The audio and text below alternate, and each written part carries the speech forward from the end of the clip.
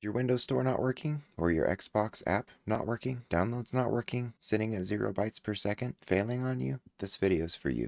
I'm going to show you 3 different ways to potentially fix that problem, starting with the easiest one. First, you're going to go ahead, try this one, open up your start menu, and type wsreset.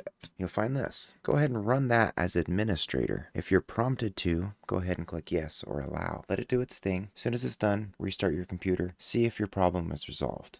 Method 2. This time we're going to go ahead and open up our start menu and type PowerShell. You'll see Windows PowerShell is right here. Go ahead and run that as an administrator. Click yes on the pop-up if you're prompted. And you're going to go ahead and copy and paste this command. I've got it in the video description. To go into PowerShell, and then go ahead and hit Control B to paste, and go ahead and run that. And then type enter when you're prompted to. I'm not going to run this right now because I've got some things downloading that I don't want it to mess up. And then close PowerShell once it's done. Restart your computer, see if the problem is solved. If not, we've got one more thing we can try, so come back to this video.